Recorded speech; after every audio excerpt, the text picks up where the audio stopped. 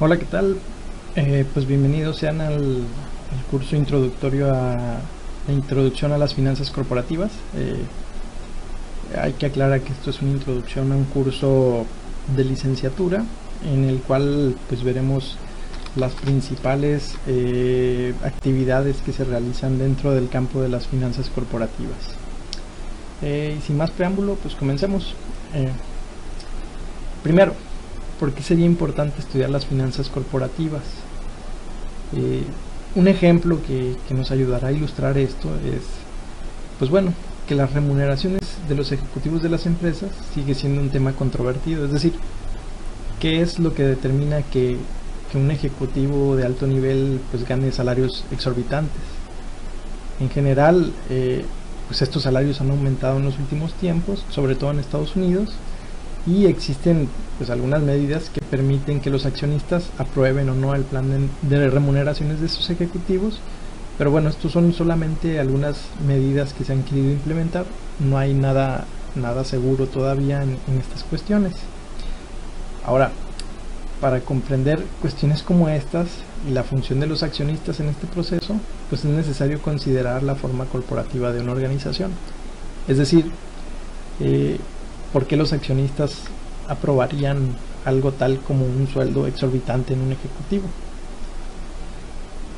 Y para ello, pues bueno, vamos a adentrarnos un poco más y preguntémonos pues, qué son las finanzas corporativas.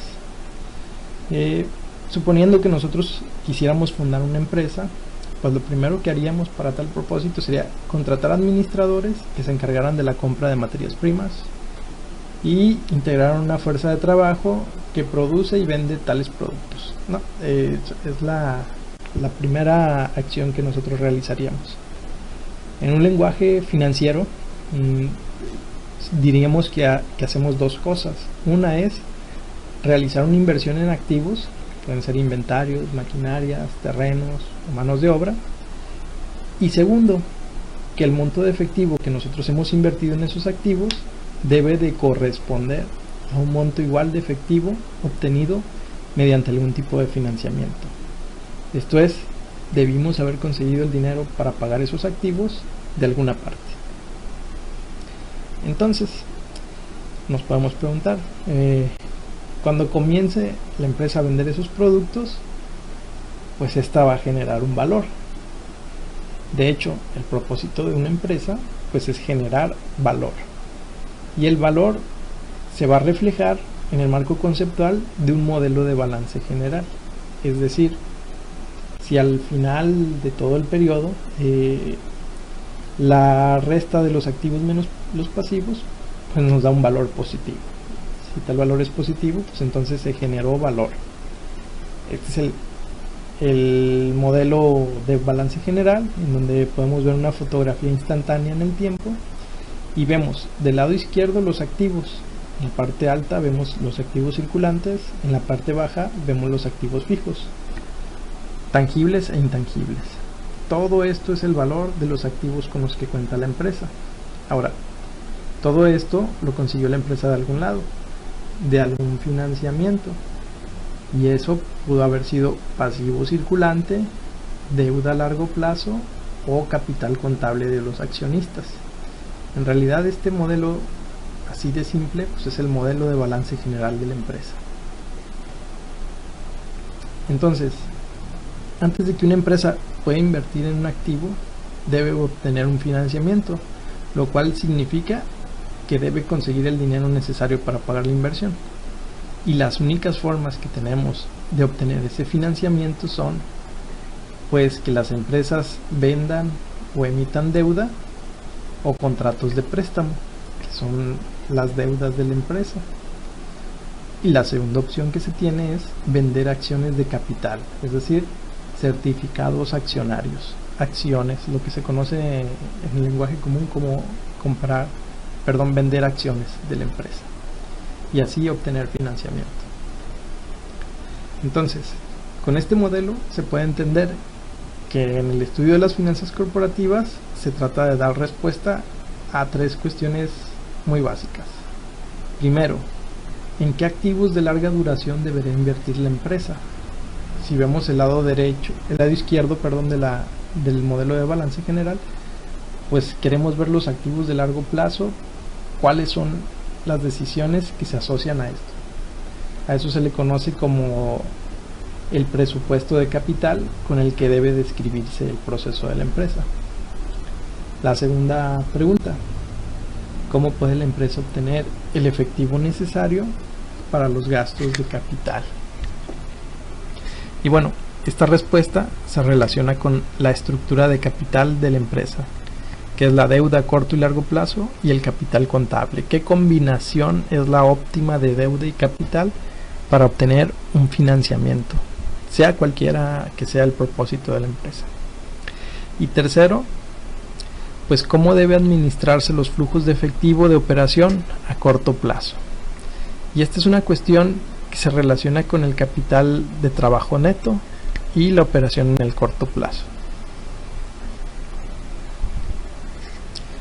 De esta forma, las actividades pues pueden estar relacionadas o no con un organigrama. Aquí les muestro un organigrama muy general en donde podemos ver las actividades que realiza el administrador financiero.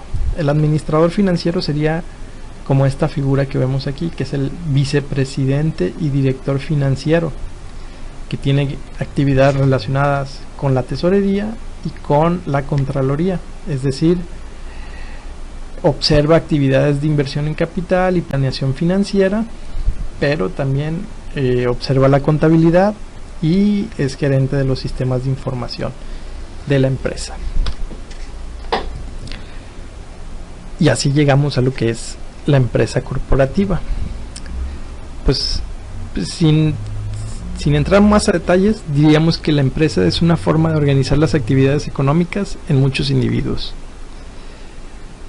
Y la forma de negocios corporativa es el método estándar para la resolución de los problemas que surgen cuando es necesario obtener fuertes cantidades de efectivo. Es decir, si la empresa es una forma de organizar las actividades económicas de muchos individuos, cuando esas actividades económicas son tan complejas o tienen una escala tan grande, pues ya es mejor la forma corporativa de los negocios. En este curso, pues debemos de tener en cuenta que existen tres formas básicas legales de una organización: la persona física, la sociedad y la corporación, cada una con sus características particulares. La persona física, pues una persona física pues va a ser un negocio propiedad de un solo individuo. En este caso, si yo pongo una empresa y la declaro persona física, yo soy la empresa. Y al finalizar el año de operaciones, pues todas las utilidades que genere esta empresa y las pérdidas, pues son propiedad mía, porque yo soy el que fundé la empresa y la declaré persona física. Algunas cuestiones que se tienen que tomar en cuenta, pues es que es la forma de organización más barata en cuanto a su constitución. No paga impuestos sobre la renta de empresas, ya que se grava como un ingreso individual. Tiene responsabilidad ilimitada sobre las deudas y obligaciones del negocio, es decir, si la empresa quiebra, quien debe de pagar todas las deudas soy yo. Y además, pues la vida de la empresa se limita a la vida del individuo. Cuando me muera yo, la empresa se muere. Y el quinto apartado, pues nos dice que el dinero invertido está limitado por la riqueza personal del individuo, es decir, yo no puedo invertir más dinero del que yo tengo o del que yo puedo obtener mediante financiamientos. En segundo lugar, pues tenemos a la sociedad. Cualesquiera dos personas o más se pueden unir y formar una sociedad. En este caso, las sociedades pueden ser clasificadas en dos categorías: sociedades generales y sociedades limitadas. Una sociedad general pues se caracteriza porque todos los socios se comprometen a aportar una parte del trabajo y del efectivo y compartir utilidades y pérdidas, y cada socio es responsable de la totalidad de las deudas. Es decir, aquí se reparten por igual derechos y obligaciones en la empresa, en tanto que en una sociedad limitada no. Aquí pues la diferencia más notable es que la responsabilidad de los socios no es superior al monto que cada uno de los socios ha aportado a la empresa. Es decir, si yo aporté 100 pesos, pues yo solamente tengo la obligación de 100 pesos con respecto a la empresa. Y vamos a ver algunos de sus aspectos de importancia. En una sociedad, por lo general, para su constitución, pues no se requieren de grandes cantidades de inversión, ya que son fáciles de formar. Solamente se unen, forman alguna carta constitutiva y se da por sentado que existe la empresa si se registró ante algún notario. Lo siguiente es que los socios generales tienen una responsabilidad ilimitada por todas las deudas, es decir, cada uno de los socios que se repartió por igual tiene por igual la obligación de todas las deudas de la empresa una vez que ésta quiebre. Igual, una sociedad general termina cuando uno de los socios se muere o se retira. Es decir, si eran 5 socios y uno murió, pues entonces la sociedad se disuelve y se vuelve a constituir otra si se quiere continuar con la empresa. Cuando las sociedades requieren grandes cantidades de dinero, pues se crea una corporación y los ingresos de una sociedad pues se graban como ingresos personales de los socios. Y el control administrativo pues se centra en los socios generales. Es decir, existen algunas ventajas de este tipo de organización legal. Primero, que es flexible en cuanto a si requiere grandes cantidades de financiamiento, pues se puede transformar en una corporación. Y pueden existir diferentes niveles de responsabilidad dependiendo de la constitución de la empresa. Por último tenemos a la corporación. De las formas de empresa mercantiles, esta es por mucho la más importante dentro de las finanzas corporativas, ya que en una corporación pues se puede tener un nombre y disfrutar de derechos legales de las personas que son casi iguales que los de las personas naturales. Es decir, fundar una corporación es más complejo que las anteriores formas, donde los fundadores tienen que preparar una escritura constitutiva y un conjunto de estatutos, que en realidad son como entre 3 y 4 estatutos legales que se tienen que formar. En su forma más sencilla, se tienen 3 intereses distintos dentro de la corporación, los que tienen que ver con los accionistas, el consejo de administración y la alta dirección. Y esto pues varía, no es igual en todas las empresas. Por ejemplo, cuando hay pocos accionistas, pues esos pocos accionistas están muy relacionados con el consejo de administración y con la alta dirección, que generalmente son nombrados por ellos. Y aquí llegamos al ejemplo inicial. Cuando se han creado o se están proponiendo salarios exorbitantes para los ejecutivos, pues los accionistas son los que deben de aprobar esos salarios, y eso atiende a diferentes distintos. La alta dirección pues son los ejecutivos que proponen sus salarios, pero hay que ver una cosa, que la alta dirección debe de seguir las metas de los accionistas o del consejo de administración. Poder hacer la separación entre propietarios y administradores pues nos va a proporcionar algunas ventajas.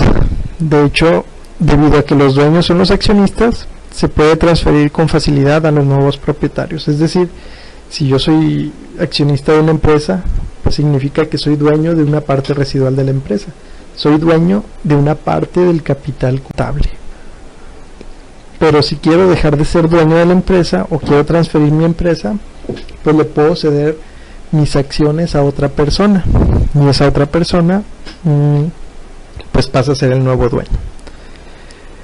La corporación tiene vida ilimitada en cuanto a que las acciones se pueden estar transfiriendo de generación en generación. Y tercero, pues la responsabilidad de los accionistas se limita solamente al monto invertido de las acciones de la empresa. Es decir, los accionistas solo son dueños del valor residual de la empresa, del capital contable. Y estas características pues le confieren a la corporación mayor facilidad de obtener financiamiento. Dentro de las desventajas, pues se encuentra que el gobierno grava los ingresos corporativos y algunos estados o entidades federativas también lo hacen.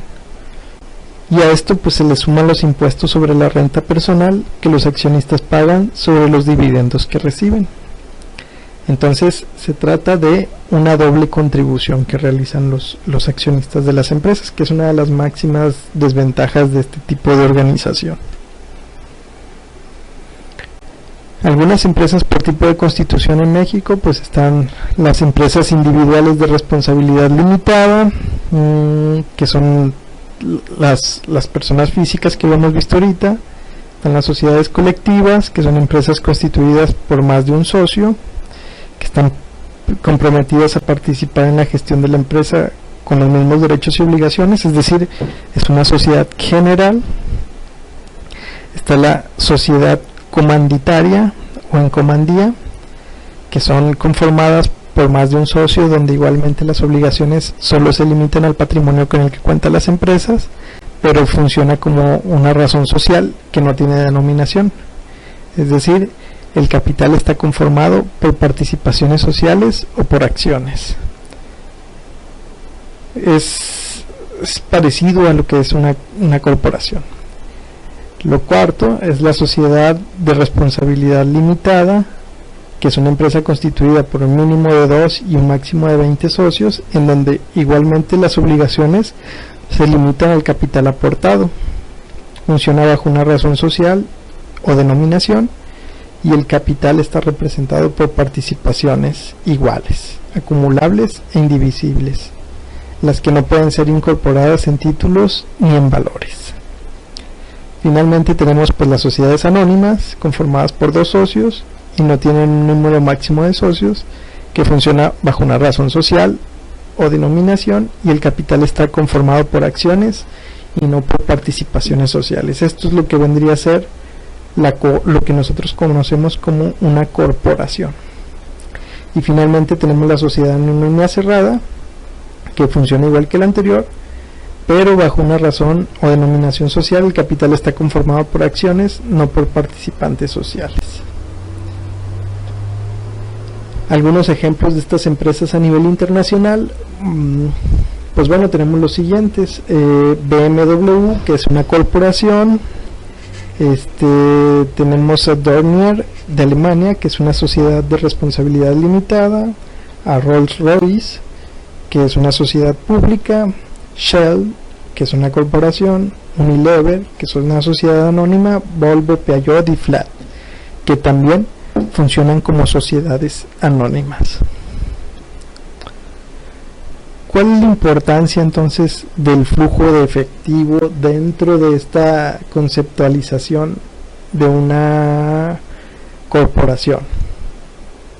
Bueno, pues ya veíamos que había un administrador financiero que estaba relacionado con la tesorería y la contraloría, cuya finalidad principal era crear valor, es decir, comprar activos que generen más efectivo que el flujo que cuestan, y vender bonos y acciones y otros instrumentos que recauden más dinero que el que cuestan.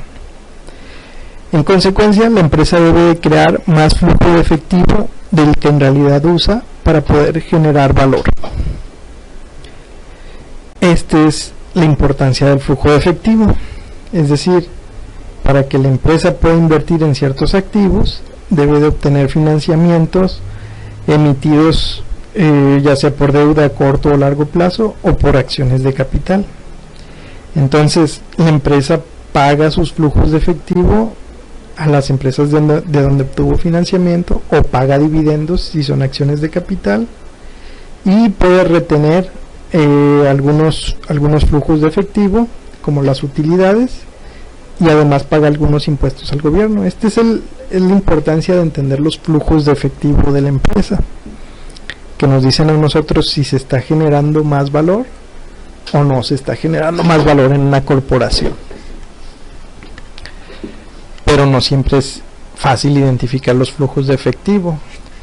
Por ejemplo, aquí podemos tener un estado de resultados que termina el 31 de diciembre con dos ejemplos muy diferentes. Primero, suponemos que una empresa puede realizar la venta por 1,000,000 de pesos.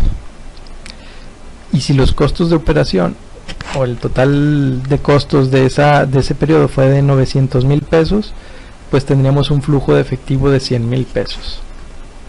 Pero ¿qué tal si esa transacción se realizó en noviembre y no se alcanzó a pagar al 31 de diciembre? Lo que tendremos será un flujo negativo de efectivo. Entonces, la creación de valor también depende de las fechas en las que sucede la operación. Otro problema pues tiene que ver con los flujos de efectivo a través de los diferentes periodos. Si tenemos dos proyectos de un nuevo producto, que es el A y el B, y ambos nos dan flujos de efectivo, pero el proyecto A o el producto A nos da 20,000 pesos de efectivo en el cuarto periodo y el B nos da 4,000 pesos en cada periodo, pues habría que evaluar si estos 4,000 pesos en cada periodo son más valiosos que estos 20,000 pesos en un solo periodo final. Tercero, pues existen riesgos, y esos riesgos también cuentan para los flujos de efectivo. Dependiendo de un escenario pesimista u optimista, pues lo que tenemos son diferentes flujos de efectivo. Podemos tener ventas en Europa por 75,000, 100,000 o 125,000, pero en Japón de 0, de 150 o de 200. Entonces, aquí creo que lo más probable sería irse por el escenario más probable, porque es el que de hecho nos asegura una suma de 250,000 pesos.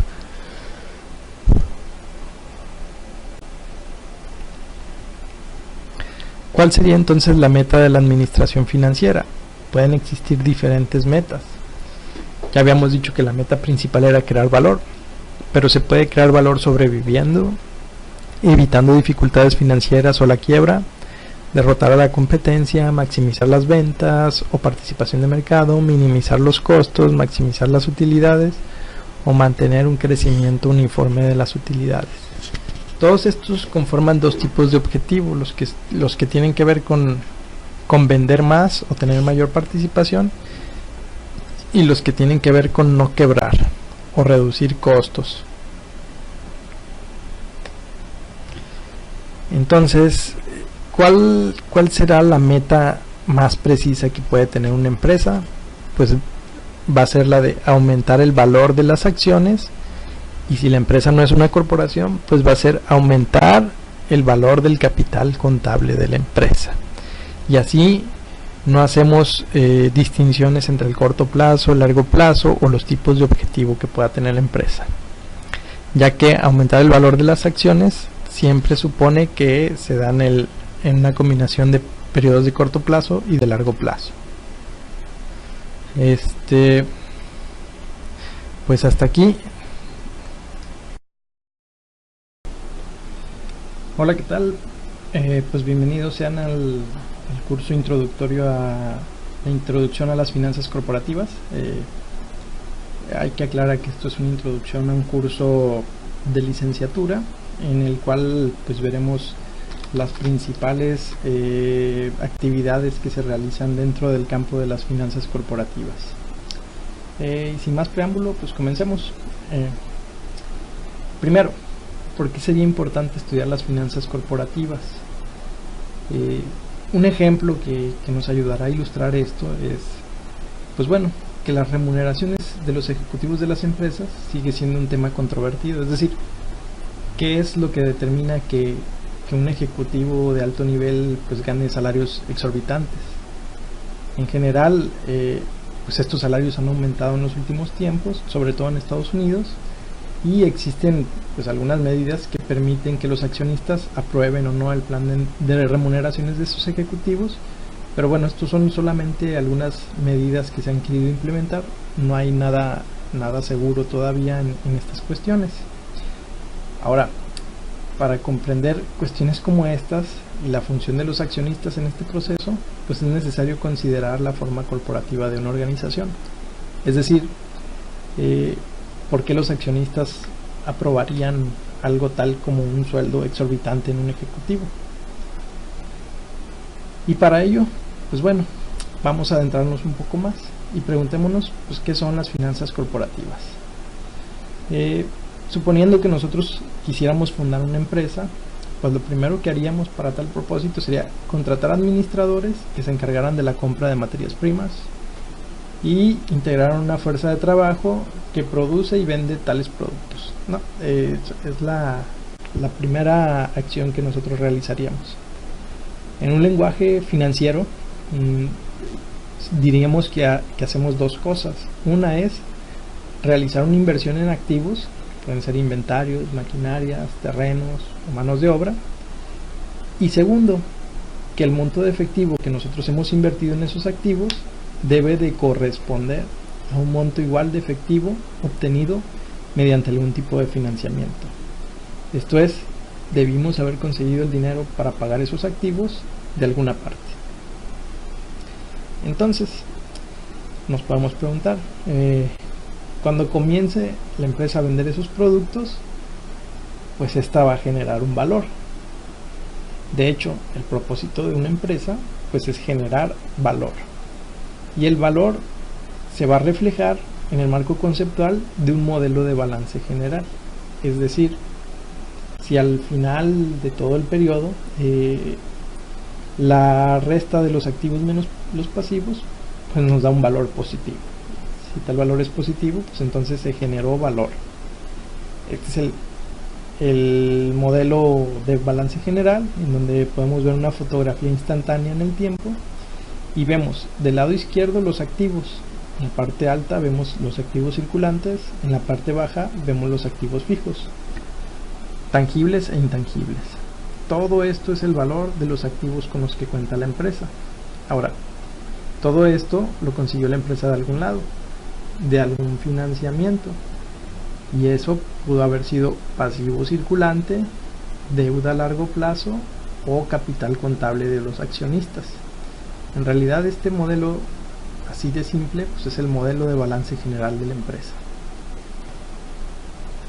Entonces, antes de que una empresa pueda invertir en un activo, debe obtener un financiamiento, lo cual significa que debe conseguir el dinero necesario para pagar la inversión. Y las únicas formas que tenemos de obtener ese financiamiento son pues que las empresas vendan o emitan deuda o contratos de préstamo, que son las deudas de la empresa. Y la segunda opción que se tiene es vender acciones de capital, es decir, certificados accionarios, acciones, lo que se conoce en el lenguaje común como vender acciones de la empresa, y así obtener financiamiento. Entonces, con este modelo se puede entender que en el estudio de las finanzas corporativas se trata de dar respuesta a tres cuestiones muy básicas. Primero, ¿en qué activos de larga duración debería invertir la empresa? Si vemos el lado izquierdo del modelo de balance general, pues queremos ver los activos de largo plazo, cuáles son las decisiones que se asocian a esto. A eso se le conoce como el presupuesto de capital con el que debe describirse el proceso de la empresa. La segunda pregunta: ¿cómo puede la empresa obtener el efectivo necesario para los gastos de capital? Y bueno, esta respuesta se relaciona con la estructura de capital de la empresa, que es la deuda a corto y largo plazo y el capital contable. ¿Qué combinación es la óptima de deuda y capital para obtener un financiamiento, sea cualquiera que sea el propósito de la empresa? Y tercero, pues cómo debe administrarse los flujos de efectivo de operación a corto plazo. Y esta es una cuestión que se relaciona con el capital de trabajo neto y la operación en el corto plazo. De esta forma, las actividades pues pueden estar relacionadas o no con un organigrama. Aquí les muestro un organigrama muy general en donde podemos ver las actividades que realiza el administrador financiero. El administrador financiero sería como esta figura que vemos aquí, que es el vicepresidente y director financiero, que tiene actividades relacionadas con la tesorería y con la contraloría, es decir, observa actividades de inversión en capital y planeación financiera, pero también observa la contabilidad y es gerente de los sistemas de información de la empresa. Y así llegamos a lo que es la empresa corporativa. Pues sin entrar más a detalles, diríamos que la empresa es una forma de organizar las actividades económicas en muchos individuos. Y la forma de negocios corporativa es el método estándar para la resolución de los problemas que surgen cuando es necesario obtener fuertes cantidades de efectivo. Es decir, si la empresa es una forma de organizar las actividades económicas de muchos individuos, cuando esas actividades económicas son tan complejas o tienen una escala tan grande, pues ya es mejor la forma corporativa de los negocios. En este curso, pues debemos de tener en cuenta que existen 3 formas básicas legales de una organización: la persona física, la sociedad y la corporación, cada una con sus características particulares. La persona física, pues una persona física pues va a ser un negocio propiedad de un solo individuo. En este caso, si yo pongo una empresa y la declaro persona física, yo soy la empresa. Y al finalizar el año de operaciones, pues todas las utilidades que genere esta empresa y las pérdidas, pues son propiedad mía, porque yo soy el que fundé la empresa y la declaré persona física. Algunas cuestiones que se tienen que tomar en cuenta, pues es que es la forma de organización más barata en cuanto a su constitución. No paga impuestos sobre la renta de empresas, ya que se grava como un ingreso individual. Tiene responsabilidad ilimitada sobre las deudas y obligaciones del negocio, es decir, si la empresa quiebra, quien debe de pagar todas las deudas soy yo. Y además, pues la vida de la empresa se limita a la vida del individuo. Cuando me muera yo, la empresa se muere. Y el quinto apartado, pues nos dice que el dinero invertido está limitado por la riqueza personal del individuo, es decir, yo no puedo invertir más dinero del que yo tengo o del que yo puedo obtener mediante financiamientos. En segundo lugar, pues tenemos a la sociedad. Cualesquiera 2 personas o más se pueden unir y formar una sociedad. En este caso, las sociedades pueden ser clasificadas en 2 categorías: sociedades generales y sociedades limitadas. Una sociedad general pues se caracteriza porque todos los socios se comprometen a aportar una parte del trabajo y del efectivo y compartir utilidades y pérdidas, y cada socio es responsable de la totalidad de las deudas. Es decir, aquí se reparten por igual derechos y obligaciones en la empresa, en tanto que en una sociedad limitada no. Aquí pues